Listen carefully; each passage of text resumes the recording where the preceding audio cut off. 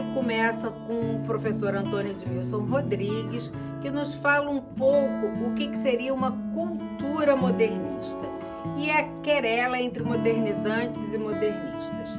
Ele lembra a importância do Rio como uma caixa de ressonância do país, critica o fato de vários historiadores costumarem trabalhar a historiografia pela comparação, ou seja, por exemplo, comparando Rio de Janeiro com Paris. Então, pelo viés da semelhança, o que faz com que sempre apareça aquilo que falta e não aquilo que é único. Especialmente é interessante o olhar que ele traz para as reformas do início dos séculos, fatídicas reformas Pereira Passos, considerando Pereira Passos como um historicista e um culturista, aquele que olhava para a cidade, a Praça Floriano, o Teatro Municipal, a Biblioteca Nacional, em oposição àqueles que eram, ao contrário, os engenheiros, os empresários, que olhavam para fora, então olhavam para o porto, olhavam para a nossa economia. Outros prefeitos modernizantes e suas obras foram também cogitados. Esse período de 1900 a 1922, no caso específico do Rio de Janeiro, é um momento extremamente importante, não só pelas transformações urbanas que a cidade vai receber, mas por uma série de conexões que a cidade vai passar a ter com um universo de fatos, de situações. Várias pessoas, vocês já devem ter lido, falando dos anos 20, vão falar da fundação do PCB, dos 18 do Forte, vão dar todas as informações relativas a esse período, que vai desencadear 1920.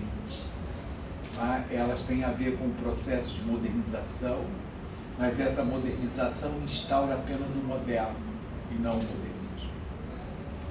Isso com uma dificuldade enorme, porque esse modernismo que aparece a partir das reformas Pereira Passos, ele é fruto de uma discussão, de um embate, na verdade, entre principalmente duas linhas distintas que estão presentes na primeira reforma, na reforma Pereira Passos, que é a linha do Pereira Passos, e a linha do Lauro Miller, que é o ministro de Viação e Obras Públicas do presidente Rodrigues Alves, que são engenheiros que, de alguma maneira, tiveram uma relação com Pereira Passos, quando Pereira Passos, ainda no século XIX, criou o Clube de Engenharia, na década de 1880, eles estavam alinhados, mas depois eles começaram a se afastar do Pereira Passos. E esse afastamento, de alguma maneira, já indicava caminhos distintos na forma de entender não só o Rio de Janeiro, mas o Brasil, porque nessa divisão que eu formulei para vocês, há uma outra coisa importante a ser considerada, que é o modo pelo qual eles entendem a cidade na relação com o Brasil. Quer dizer, não há hoje possibilidade de pensar a história do Rio de Janeiro sem trabalhar com as dualidades que essa cidade criou no tempo. Isso sugere um ponto de referência importante, que é a data de 1763, quando o Rio de Janeiro vira capital da colônia Brasil, por intermédio de Pombal, ou seja, é uma pressão importante em termos de modernização, por conta de todo o ideário iluminista que o Pombal tem. Então ele dá uma renovada importante na cidade do Rio de Janeiro, mas com um interesse específico, que é construir aqui uma nova Lisboa. Então eu tenho a nova Lisboa do Pombal, mas tenho a Rio de Janeiro, que vem da tradição. E a Rio de Janeiro, que vem da tradição, é muito importante, porque a gente quase nunca olha para a cidade, a gente olha para a função dela como capital. Então a gente fala que o Rio de Janeiro é a caixa de ressonância da política nacional, mas cadê a cidade? Você está falando do Brasil e do Rio de Janeiro como microcosmos desse Brasil, mas você não está acentuando aquilo que são as peculiaridades, as particularidades do Rio de Janeiro. Não que elas não tenham a ver com o Brasil. O Rio de Janeiro é uma cidade muito peculiar. Ela domina o Atlântico Sul durante esses séculos iniciais todos. Ela domina as rotas para Potosí, ela domina tudo. Ela fornece os escravos para toda a área do Prata. O Rio de Janeiro tem 2 colônias, Laguna e Sacramento, lá na ponta do Uruguai, em cima do Prata. E as pessoas não veem essa dinâmica. Além disso, o Rio de Janeiro tinha características que são muito importantes. É a única cidade portuguesa na América que é fruto de uma guerra. Então ela tem peculiaridade. E tem uma disputa muito interessante, porque ela é francesa e portuguesa, ela é descoberta pelos dois. Essas especificidades do Rio de Janeiro, elas levadas em conta, dão toda uma dimensão importante da formação do carioca, da formação da alma carioca, etc. E só por aí a gente entende a cidade. Então, quando a gente chega no início do século XX, essa massa crítica toda, ela é meio esquecida. É esquecida em nome de uma proposição de modernização que toma como exemplo a Europa. Ela se organiza dessa maneira para fora e não para dentro. Então, cada vez mais, essa base vai sendo esquecida, né? E vai se revelando esse lado. O que é o Rio de Janeiro? Aí você analisa com Paris e, equivocadamente, os historiadores entendiam que as comparações deviam ser feitas pelas semelhanças e não pelas diferenças. Então essa base vai sendo esquecida cada vez mais, né? Então tudo isso é esquecido porque o modelo é mais importante que a experiência. Então você destrói toda a condição de entendimento da cidade via as experiências dela, né? Se não é o Lima Barreto, o João do Rio, se não são os cronistas, a gente ficava a pé, né? Mas a gente sempre pensou a partir do universal e não do local. Então essa inversão é que começa a aparecer a partir de 1870, com a geração de 1870, que é a geração do Silvio Romero, do Euclides da Cunha, do Machado de Assis, que talvez seja o cara mais importante para a gente recuperar. Principalmente um livrinho dele chamado Instinto de Nacionalidade. O que o Machado diz nesse livrinho? Que a gente tem que se apropriar e depois jogar fora. É a apropriação e recusa. A técnica do Machado, não é? Na dimensão crítica dele, né? Falando com relação à produção crítica do Machado. E isso abre caminho para você recuperar parte dessas tradições. Mas o Machado, por conta da posição, da visão dele de mundo, ele fala mais de dentro da casa para a rua, né? Aí tinha que ter um João do Rio que fala da rua para casa. Aí o Machado fala de um certo sentimento íntimo, que é o que define o escritor. E essa descoberta é a descoberta dessa dimensão mais funda da história do Rio de Janeiro, que vai repercutir nesses anos iniciais do século XX, nas reformas fáceis, e depois, na continuidade desse processo, numa relação muito forte e muito complicada nesse processo de modernização. E por isso entra a questão do modernismo, porque a reforma Pereira Passos, na verdade, ela tem um sentido moderno, mas com um peso muito forte do antigo, né? Porque é uma reforma no início do século XX que está baseada no espírito do XIX. Então, a reforma Passos é importante porque ela significa uma querela entre antigos e modernos. Se vocês pegarem a Avenida Rio Branco de hoje, você tem claramente os interesses desses caras definidos ali, não é? Se olhar para o lado da Praça Mauá, você tem todos os interesses dos empresários, né, dos engenheiros, etc. Se olhar para a parte que hoje é a Cinelândia, você tem uma dimensão cultural, não? Municipal, Escola de Belas Artes, não é? A Biblioteca Nacional, o que significa claramente que na reforma eu tinha um grupo que pensava o Brasil, né? A economia brasileira, ligar para fora, que estava interessado no porto, não na cidade. Daí a avenida, né? Que ligava a cidade, cortava a cidade ao meio, né? E levava toda a parte moderna da cidade para frente, no sentido sul da cidade. E o Pereira Passos preocupado com a cidade. Então a ideia nossa foi partir exatamente de uma diferenciação entre modernos, modernizantes, né, e modernistas. Então são esses caras, esses modernizantes, na figura do Carlos Sampaio, na figura do Paulo de Fronten, todos eles foram prefeitos a partir do Pereira Passos. Aí você só tem prefeitos empresários, que vão tocar a cidade de acordo com essa direção. É lógico que isso vai significar que o Rio de Janeiro penetra a fundo nessa perspectiva mais capitalista dura, né? Mais fortemente capitalista. O turismo, tudo está a partir daí aberto, com possibilidade, principalmente da cidade, de se desenvolver para a área sul, né? Então, esses caras assumem o controle da cidade e não permitem que a dimensão modernista apareça.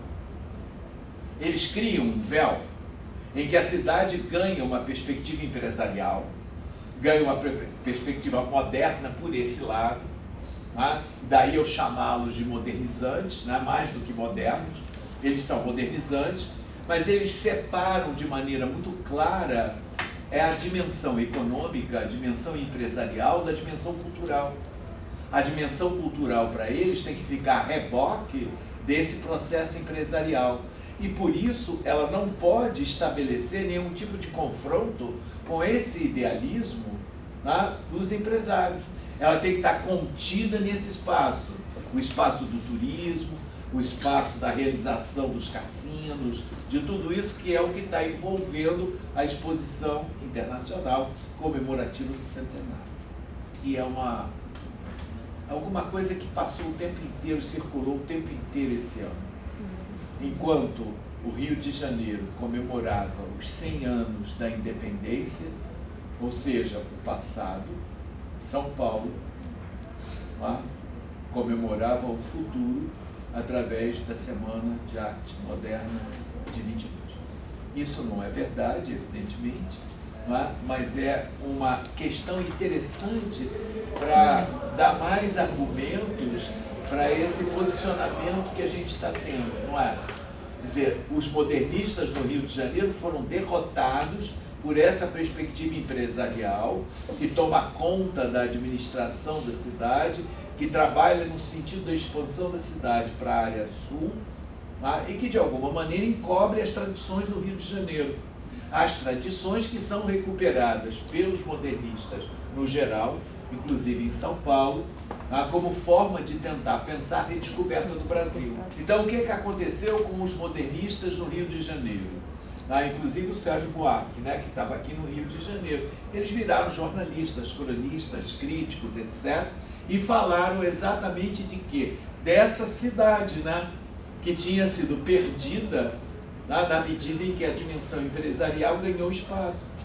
Então, se você olhar e pegar, por exemplo, o Manuel Bandeira, né, que é um modernista, você percebe como essa dimensão modernista fala da cidade o tempo inteiro. Está o tempo inteiro falando de uma outra cidade, que não é essa cidade que aparece, essa referência empresarial.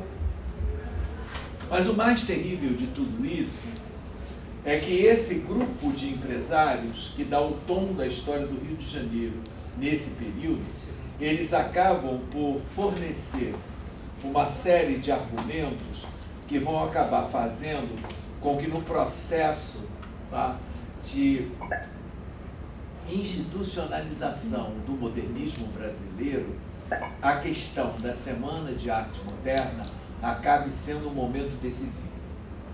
São Paulo, o Teatro Municipal de São Paulo. Ao fazer isso, o que acontece? Ele está retirando toda a experiência de modernismo do Rio de Janeiro, que vem do final do século XIX, principalmente o modernismo que tem uma dimensão técnica. Nós somos a cidade que patrocinamos as artes imagéticas, não? Cinema, fotografia, etc. Esse modernismo não aparece como elemento de ponta. Ele fica subterrâneo a esse processo empresarial. Praça Tiradentes, não tem coisa mais moderna do que isso, gente.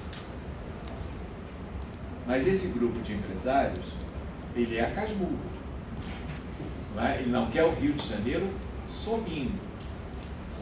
Ele pensa um Rio de Janeiro sério que seria a possibilidade deles imaginarem que a seriedade daria o tom da atualização internacional do Rio de Janeiro. Então eles calçaram, botaram no subterrâneo tudo aquilo que era modernismo no Rio de Janeiro, criaram uma forma de entendimento desse período como pré-modernista, né? E tudo que é pré não existe, né? Pré o quê? Pré-modernismo é o quê? Uma cultura como a brasileira, que tem o alienista do Machado, o homem que fala, que sabia javanês, Lima Barreto, não pode ser desconsiderado, né? Então, isso fez com que esses modernos, modernizantes, tomassem conta e trabalhassem a cidade numa perspectiva pesada, né? Sem riso, embora tenha muito riso na Cinelândia, por exemplo, né? Essa dimensão modernista ficou para trás e ela é entendida até hoje no Rio de Janeiro como uma coisa apenas moderna, não é? E o moderno é a pior palavra que pode existir, porque ela não define nada, não é? O que é moderno? Ah, sua roupa, moderno, legal, é moderno. Não tem nenhuma profundidade, a noção de moderno não tem profundidade suficiente para sustentar nenhuma discussão argumentada de forma mais pesada, né? Então, e a gente confunde moderno, modernidade, modernização, né? Uma confusão, uma salada. Nosso tempo é o único, tá, que escolheu como nome um adjetivo vago, moderno. Isso é Otávio Paz falando. Modernização é um processo que tem a ver com uma direção capitalista, não é? E que tem, no caso nosso, Brasil, um problema sério, porque essa cultura capitalista, ela sobrevive no Brasil a partir de uma cultura burguesa, que não é a mesma coisa de uma cultura capitalista. Eu acho que todo esse processo do modernismo, ele é importante enquanto modernismo, porque ele libera de uma discussão complicadérrima e que foi a base da ideia da modernização e do moderno no Brasil, que é a ideia de civilização, que é anunciada como um modo do Brasil penetrar na atualização iluminista do mundo, né? Na ideia de humanidade universal. Então a ideia de civilização juntava tudo. Então eu podia ser Europa a partir do momento em que eu usava a ideia de civilização. Daí a ideia de civilização ser confusa também. Só que a ideia de civilização, né, eliminava toda a dimensão, né, local. Porque transformava essa dimensão local ou uma coisa de exclusão, né, porque não era necessária, né, ou numa coisa de segunda categoria. Né, e isso era complicado. Só que no momento em que nós optamos pela ideia de civilização, podíamos ter optado por uma outra coisa, não?